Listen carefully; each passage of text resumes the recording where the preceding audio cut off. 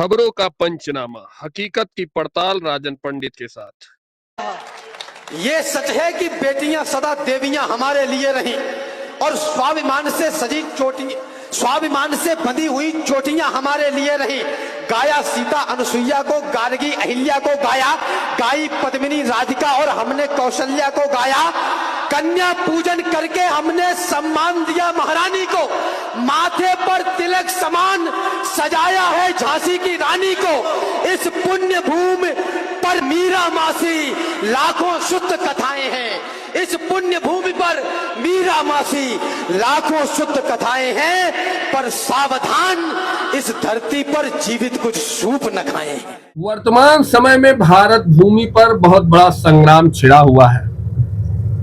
जब से इस देश के दो बड़े हिंदू धर्म के चेहरे प्रेमानंद जी और अनिरुद्धाचार्य जी ने बयान दिया आज की महिलाओं और लड़कियों को लेकर, तब से एक नया संग्राम इस देश में छिड़ गया है। पहले मैं वो दोनों बयान आपको सुनवा देना चाहता हूं कि आखिर प्रेमानंद जी और अनिरुद्धाचार्य जी ने क्या कहा है। एक लड़के से ब्रेकअप, दूसरे से व्यवहार, फिर दूसरे से ब्रेकअप, फिर तीसरे से व्यवहार, और व्यवहार व्यभिचार में परिवर्तित हो रहा है। कैसे शुद्ध होगा? कलयुग में सत्य नहीं, आप सत्य नहीं बोल सकते। मैंने बोला तो सत्य कि आजकल कुछ लोग लिव इन में रह के गलत करते हैं, तो उसका मेरा विरोध किया लोगों ने, बड़े बड़े लोगों ने विरोध किया, क्योंकि सत्य पसंद नहीं है, इनको झूठ पसंद है। यदि इनके लिए कह दिया जाए कि आप लिव इन में रह रहे हैं, सही कर रहे हैं, अरे तो महाराज जी बहुत अच्छे हैं, आप तो हमारा सपोर्ट कर रहे हैं। लेकिन यदि हम कह दें कि नहीं जी लिव इन में रहना गलत है, आप लोग ही बताइए लिव इन में रहना सही है कि गलत है? आप कैसी बहू चाहती हो जो लिव इन में रह के आए? बोलो, क्या आप में से कोई भी माँ अपने बेटे के लिए लिव इन में रहने वाली बहू चाहेगी? बोलो, नहीं चाहेगी। लेकिन आजकल हमने बोला कि लिव इन में रहना गलत है, तो हमारा क्या कर रहे हैं लोग? विरोध। क्यों? क्योंकि सत्य नहीं, इस कलयुग में आप सत्य नहीं बोल सकते। तो भैया, इन दोनों संतों ने जो बातें कही हैं वो सही है या गलत है, इस पे चर्चा होना जरूरी है। क्योंकि इस देश की महिलाएं, मैं खुलकर कहना चाहता हूं, आज इस देश में महिलाओं के नाम पर मतलब कुछ आप बोल ही नहीं सकते हैं, ये कुछ भी करें। इनका कहना है कपड़े मेरे मर्जी मेरी चाहिए जैसे पहनूं। अच्छा, तो एक बात बता दो, अगर मर्द भी यही कहने लगे कपड़े मेरे और शरीर मेरा चाहिए जैसे पहनूं, तो आपको अच्छा लगेगा? अगर कोई मर्द अंडरवियर पहनकर भरी मार्केट में जहां लड़कियां हैं, महिलाएं हैं, पहुंच जाए तो कितने लोगों को अच्छा लगने वाला है? लेकिन आप अपने लिए नजरिया दूसरा और मर्दों के लिए नजरिया दूसरा। तो मैं साफ शब्दों में कहना चाहता हूं और इस देश के मर्दों का आह्वान भी करना चाहता हूं कि जब इस देश में यह बात उठी गई है तो इस पे चर्चा होनी चाहिए।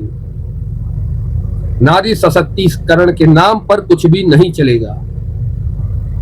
नारी सशक्तिकरण के नाम पर नंगता फुहड़ता नहीं चल पाएगी और न चलने दिया जाएगा, क्योंकि हमारी आने वाली पीढ़ियां, जो बेटियां छोटी हैं, कल उनको भी बड़ा होना है। मैं कुछ वीडियो आपको दिखाता हूं कि नारी सशक्तिकरण और स्वतंत्रता के नाम पर इस देश में क्या क्या हुआ।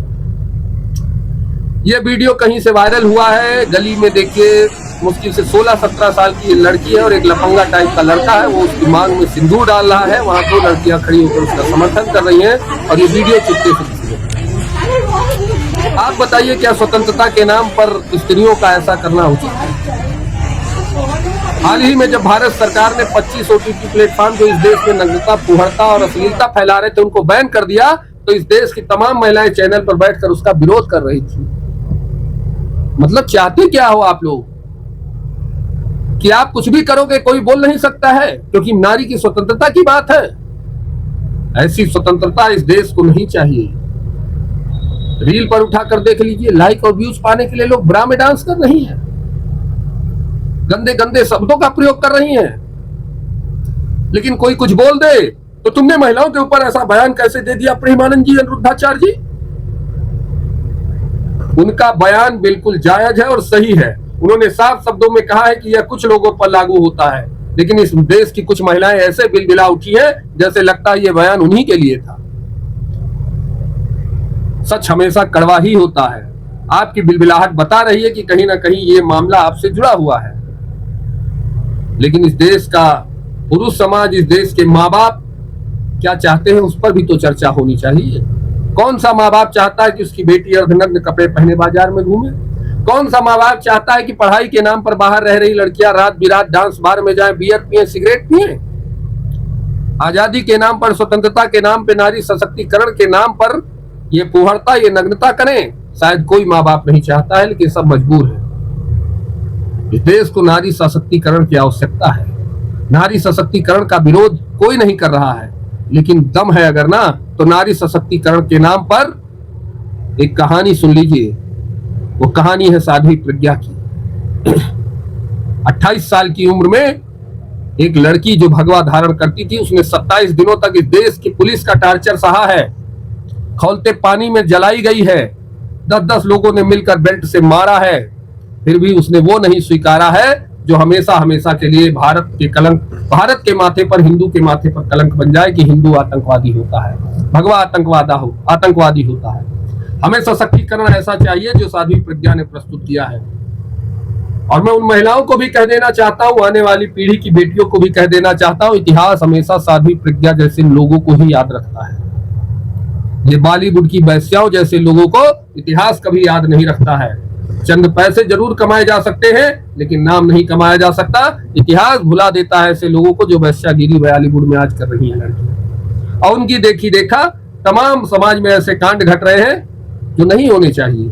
अगर आपको नारी सशक्तिकरण चाहिए, स्वतंत्रता चाहिए, तो उस स्वतंत्रता का प्रयोग करके अपने आप को ऑपरेशन सिंदूर करने वाली कुरैशी बेटी की तरह बनकर दिखाइए। इस देश पे हिंदू आतंकवाद का मोर मरने वालों के खिलाफ साध्वी प्रज्ञा की तरह खड़ा होकर दिखाइए, तब यह देश आपको याद रखेगा। यही वास्तविक नारी सशक्तिकरण है। ऐसा नहीं है कि आज ही भारत में नारी सशक्तिकरण हो रहा है। हमारा इतिहास गवाह है कि हमारे यहाँ नारियों का सशक्तिकरण बहुत पहले से था। रानी लक्ष्मीबाई हो, रानी पद्मिनी हो, गार्गी हो, मैत्रेयी हो, ऐसे तमाम उदाहरण हैं नारी सशक्तिकरण के भारतीय संस्कृति में, और वो हमेशा रहेंगे। लेकिन ध्यान से सुन लीजिए, मैं खुलकर कह रहा हूं, मर्दों का प्रतिनिधित्व करते हुए, कि स्वतंत्रता के नाम पर, नारी सशक्तिकरण के नाम पर फुहड़ता, नग्नता, अश्लीलता नहीं चलने वाली है। इन सब पर आज नहीं कल रोक लगाई जाएगी और हमेशा बोला जाएगा। जय श्री राम, जय हिंद, जय वंदे मातरम।